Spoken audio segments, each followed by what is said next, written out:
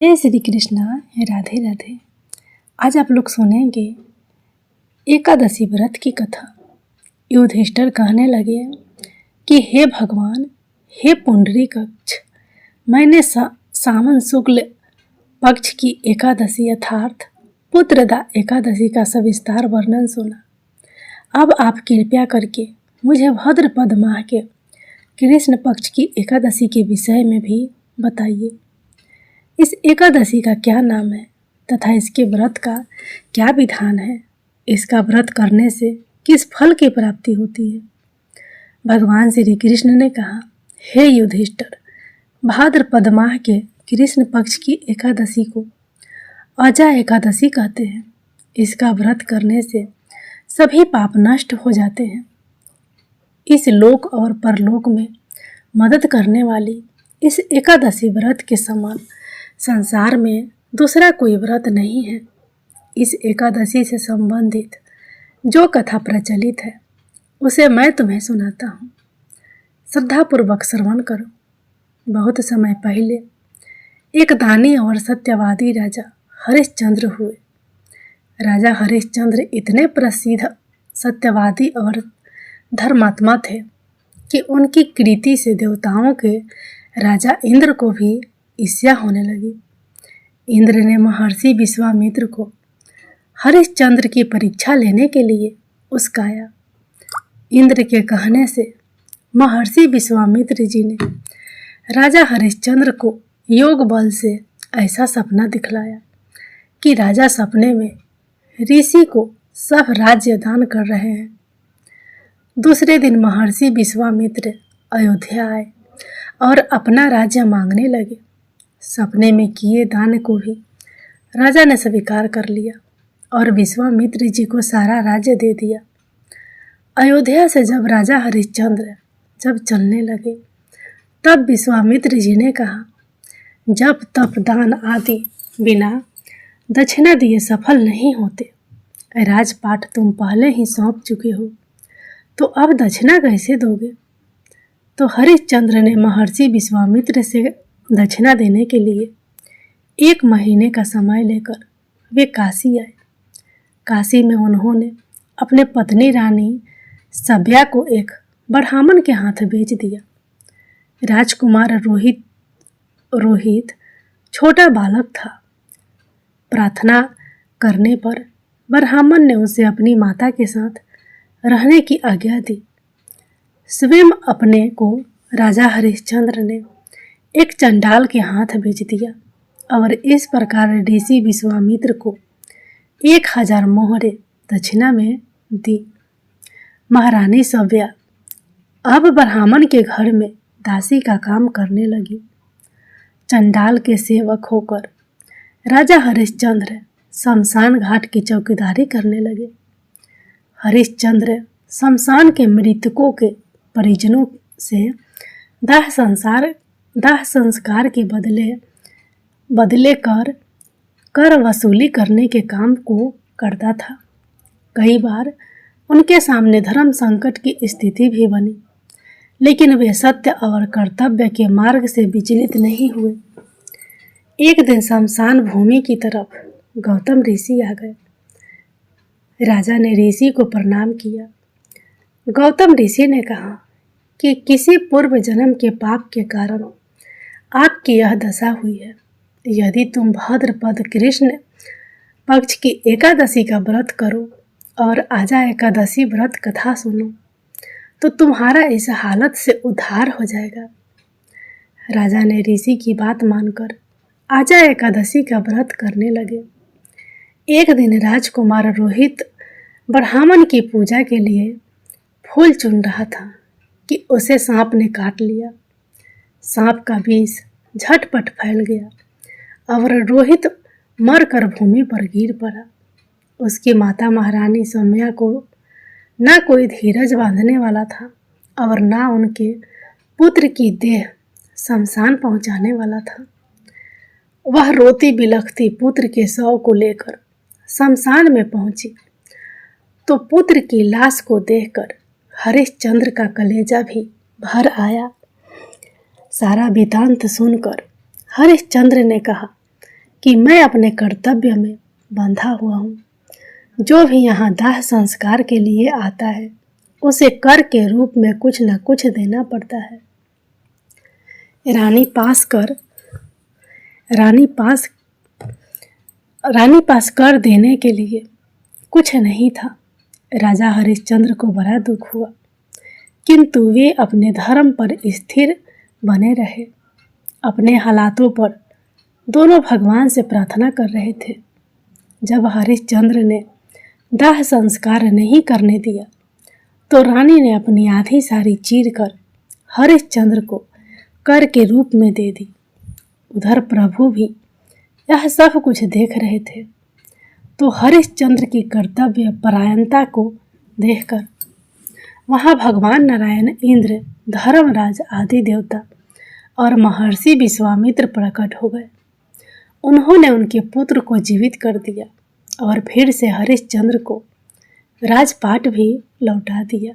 तो इस प्रकार आजा एकादशी के व्रत से हरिश्चंद्र के समस्त दुखों का निवारण हो गया।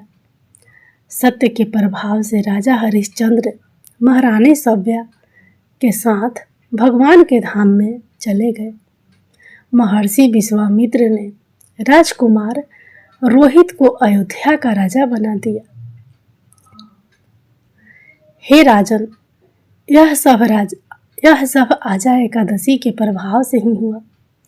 अतः जो मनुष्य यत्न के साथ विधि पूर्वक इस व्रत को करते हुए रात्रि जागरण करते हैं, उनके समस्त पाप नष्ट होकर अंत में वे स्वर्ग लोक को प्राप्त होते हैं। अतः इस एकादशी की कथा के श्रवण मात्र से अश्वमेध यज्ञ का फल प्राप्त होता है। जय विष्णु भगवान, जय माता लक्ष्मी। अब आप लोग सुनिए एकादशी के दिन सुने जाने वाली 11 माता की कहानी। एक बार एक राज्य में एक राजा रहा करता था। राजा बहुत ही बुद्धिमान और बलशाली था। राजा सैदव अपनी प्रजा का बहुत अच्छे से ध्यान रखता था। राजा भी अपने प्रजा को बहुत पसंद करती थी। राजा की 2 बेटियां थी। राजा अपनी दोनों बेटियों से बहुत प्रेम करता था। राजा की छोटी बेटी देखने में बहुत सुंदर और आकर्षण थी और राजा की बड़ी बेटी छोटी बेटी के मुकाबले थोड़ा कम सुंदर थी।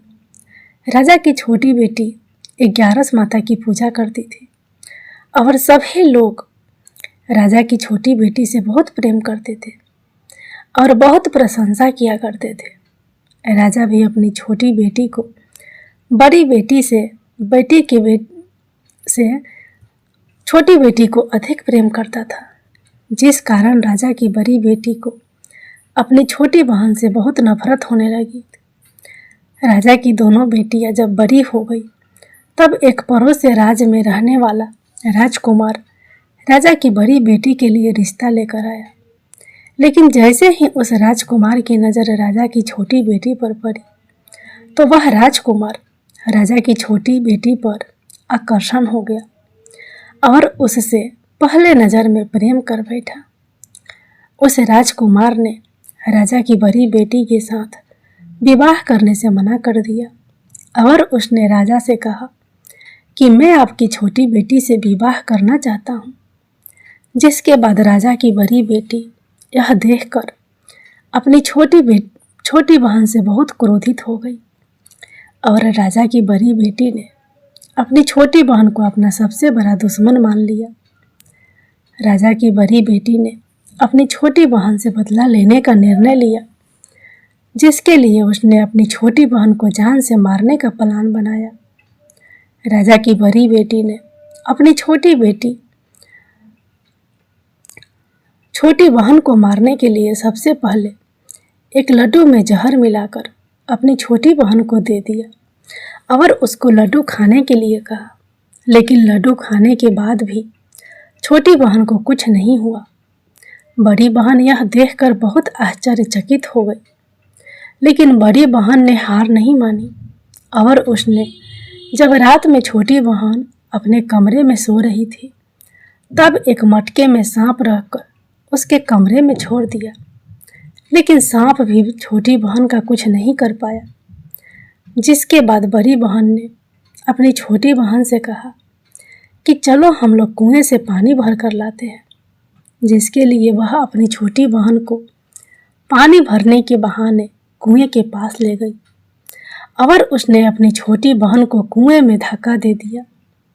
लेकिन छोटी बहन को तब भी कुछ नहीं हुआ, क्योंकि हर बार ग्यारस माता उसकी रक्षा कर रही थी।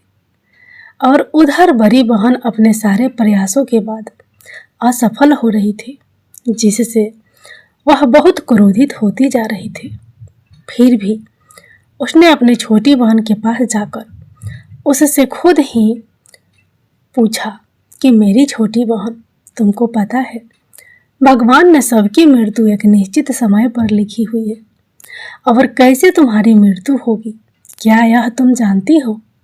तब छोटी बहन ने अपनी बड़ी बहन को बताया कि हाँ, मैं तो जानती हूँ कि मेरी मृत्यु कैसी होगी।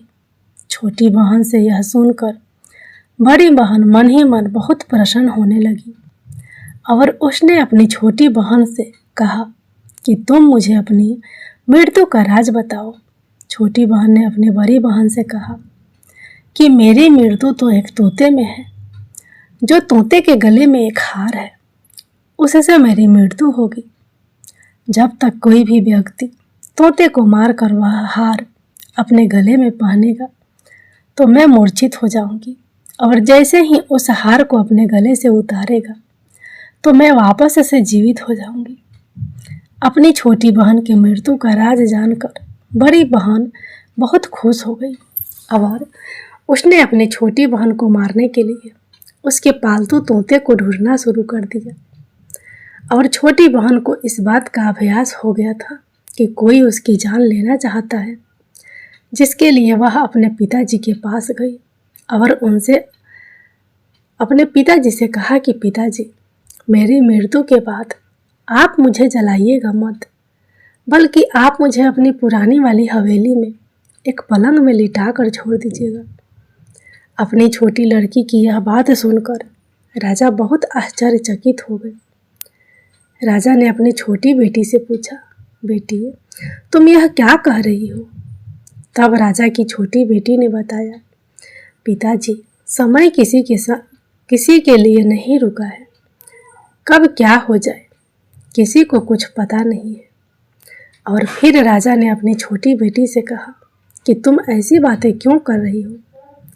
2-3 दिन में तुम्हारा विवाह है। लेकिन छोटी बेटी ने अपने पिताजी को ऐसा करने पर मजबूर कर दिया और उसने वचन ले लिया।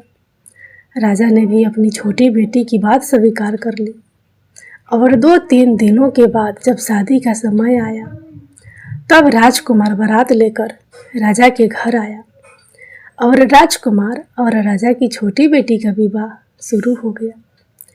जैसे ही राजा की छोटी बेटी राजकुमार के साथ फेरे लेना शुरू करती है तो उसकी बड़ी बहन अपनी छोटी बहन के कमरे में जाकर उसके तोते को पकड़ लेती है और उसको जान से मार देती है। तोते की गले में जो हार था उसको अपने गले में धारण कर लेती है।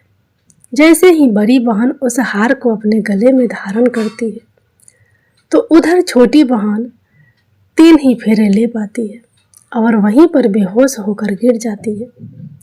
जिसके बाद राजा ने बड़े बड़े दर्द हाकिमों को बुलवाया और अपनी छोटी बेटी का इलाज करने के लिए कहा।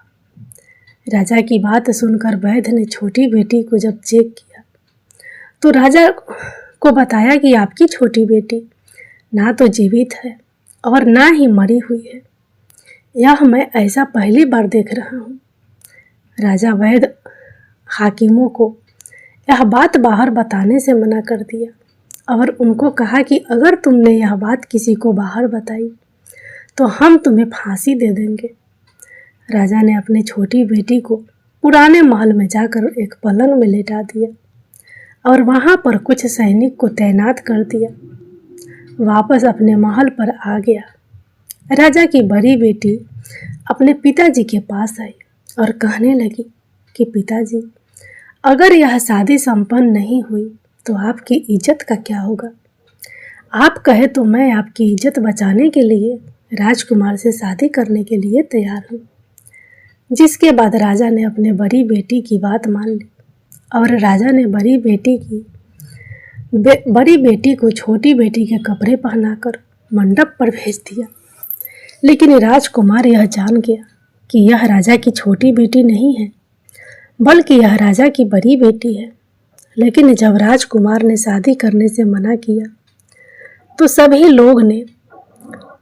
लोगों ने राजा को विवश मजबूर करके राजा की बड़ी बेटी से बचे हुए फेरों का संपन्न करा दिया और विवाह करवा दिया।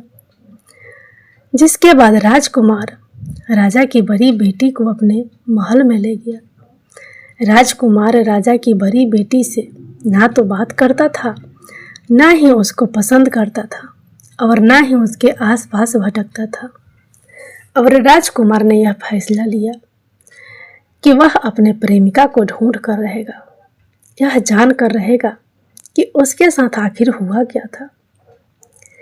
एक दिन राजकुमार अपने घोड़े पर सवार होकर राजा के पुराने महल के पास पहुंच गया, जहां पर उसने कुछ सैनिकों को देखा। महल के पास पहुंचकर राजकुमार ने जब महल को ध्यान से देखा तो वह समझ गया कि यह तो हमारे ससुर जी का महल है। तब राजकुमार ने सैनिकों से पूछा, तुम लोग यहाँ पर क्या कर रहे हो और इस महल के अंदर उस पलंग में कौन लेटा है? जिसके बाद सैनिकों ने बता दिया कि यहाँ पर राजा की छोटी बेटी लेटी है। यह सुनकर राजकुमार बहुत खुश हो गया और वह तुरंत अपनी प्रेमिका के पास पहुँच गया और उसकी सेवा करने लगा। जैसे ही रात हुई तो राजा की छोटी बेटी उठकर खड़ी हो गई। राजकुमार यह देखकर बहुत खुश हो गया और उसने अपनी प्रेमिका से पूछा कि तुम यहाँ क्या कर रही हो? तुम मेरे साथ मेरे घर चलो। राजा की छोटी बेटी ने राजकुमार को सारी बातें बता दी कि मेरी जान एक तोते में बसी थी और मैंने यह बात सिर्फ अपनी बड़ी बहन को बताया था और मुझे पता है कि उसने ही मुझे मारने का प्रयास किया है।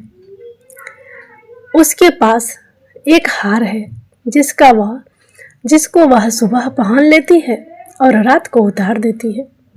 जब तक वह हार को पहनने ले रहती है तब तक मैं मूर्छित रहती हूँ और जैसे ही वह हार को उतार देती है तो मैं जीवित हो जाती हूँ।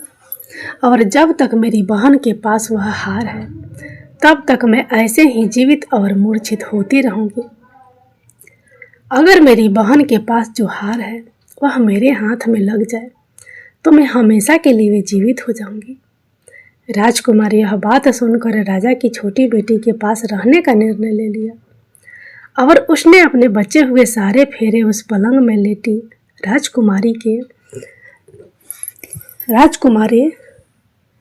राजकुमार के छोटी बेटी के साथ ले लिए और अपना विवाह पूर्ण कर लिया और वहीं पर ही रहने लगा।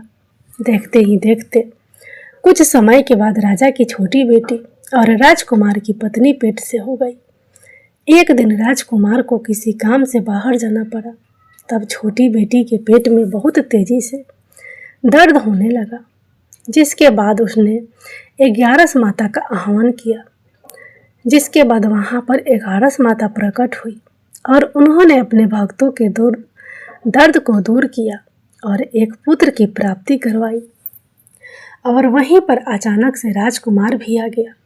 राजकुमार ने 11 माता को देखा तो वह आश्चर्यचकित हो गया और उसने तुरंत माता को प्रणाम किया। और 11 माता ने राजकुमार से कहा कि जब तुम्हारा पुत्र 5 वर्ष का हो जाए तो तुम अपनी पत्नी का हार लाकर इसके गले में डाल देना। देखते ही देखते राजकुमार और राजा की छोटी बेटी का पुत्र 5 वर्ष का हो जाता है। तो राजकुमार अपने बेटे से कहता है कि बेटा, मैं कुछ काम से बाहर जा रहा हूँ, तुम अपनी माता का ध्यान रखना। और वहाँ से चला जाता है। राजा को बाहर निकलता देख बड़ी बहन के सैनिक देख लेते हैं और बड़ी बहन को जाकर सारी बातें बता देते हैं। जिसके बाद बड़ी बहन अपनी छोटी बहन के पुत्र को वहाँ से उठवा लेती है और उसको मरवा देती है। छोटी बेटी के पुत्र के 2 टुकड़े करवा देती है। पहला टुकड़ा चक्की के पास छुपा देती है और दूसरा टुकड़ा अपने पलंग के नीचे रख लेती है। अब 11 माता भिखारी का रूप लेकर आती है। एक भिखारी का रूप रहकर बड़ी बहन के पास चली जाती है, जिसके बाद वहाँ पर भिक्षा मांगने लगती है। बड़ी बहन अपने नौकरों से कहती है कि जाकर भिक्षा दे दो, लेकिन जैसे ही नौकर 11 माता को भिक्षा देने के लिए आते हैं तो माता उन्हें मना कर देती है और कहने लगती हैं कि तुम्हारी महारानी से ही भिक्षा लूँगी। जिसके बाद बड़ी बहन स्वयं ही भिक्षा देने के लिए माता के पास आती है। तब माता एक बिल्ली का रूप लेकर उसके कमरे में चली जाती है और वहाँ पर छोटी बेटी के पुत्र के 2 टुकड़ों को आपस में जोड़ देती है और उसे जीवित कर देती है। उसे वहाँ से ले जाती है और राजकुमार अपने बेटे को लेकर अपनी पत्नी के पास जाता है और उसे कहता है कि तुम इसका ध्यान रखना। अगर तुम इस बच्चे को अच्छे से ध्यान रखोगी तो मैं तुमसे बात करूँगा। एक दिन राजकुमार अपने बच्चे से कहता है कि तुम मम्मी से उनके गले का हार मांग लो। जिसके बाद राजकुमार का लड़का अपनी मम्मी के पास जाता है और कहता है कि मम्मी मुझे तुम्हारा हार चाहिए जो तुम गले में पहन रखा है। यह सुनकर पहले तो बड़ी बहन बहुत क्रोधित होती है, पर उसको यह याद आता है कि राजकुमार ने कहा था कि अगर मैं इस बच्चे का ध्यान अच्छे से रखूंगी तो वह मुझसे बात करेंगे, जिसके कारण वह हार को उस बच्चे को दे देती है और वह तुरंत हार को ले जाकर अपने पिताजी को दे देता है। और तभी राजकुमार अपने बेटे को लेकर वहाँ से जाने लगता है और अपनी पत्नी से कहता है कि तुम हमारे लिए खाना बना कर रखना, मैं शाम को आकर तुम्हारे साथ खाना खाऊंगा। और वह अपने बेटे को लेकर वहाँ से चला जाता है। जिसके बाद वह राजा के पास जाता है और उनको सारी बातें बता देता है। राजा अपनी बड़ी बेटी की यह करतूत सुनकर बहुत क्रोधित होते हैं और अपनी परवरिश पर ही दोष देने लगते हैं और राजकुमार को अपनी छोटी बेटी के साथ रहने के लिए आदेश देते हैं। 11 माता की जय।